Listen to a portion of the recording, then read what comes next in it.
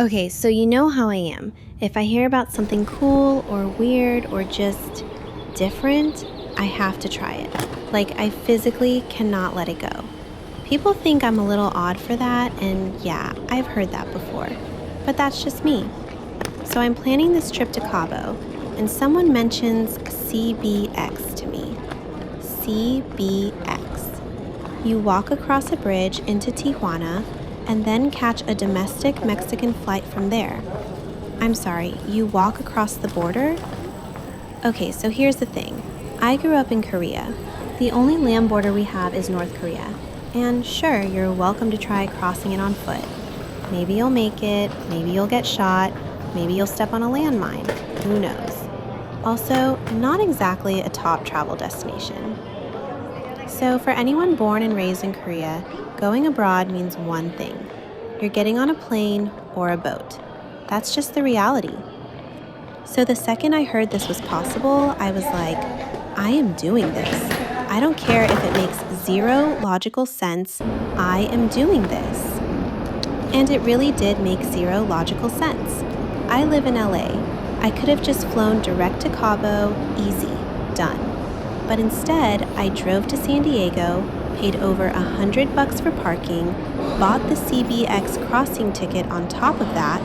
The flight from Tijuana to Cabo is cheaper than flying from LA, sure. But once you add parking and the CBX fee, the math doesn't really math. That wasn't the point though. The point was walking across a border, something I had never done in my life. So I woke up early, packed my stuff, drove down. My license plate was already in the system, so the parking gate just opened.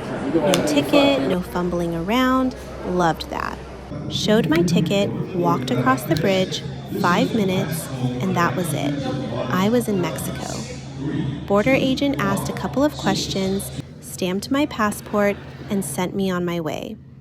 The vibe on the other side? Not that different visually. Feels like a heavily Hispanic neighborhood, which makes sense. But the second you need to talk to someone, English is just gone, and I speak zero Spanish. Like, I cannot count in Spanish. I had no idea what anything cost. I was a little nervous, not gonna lie. And yes, I'd seen the news. Cartels, kidnappings, all of it. I was scared. But I'm the kind of person who has to find out for herself. So I went. Landed in Cabo.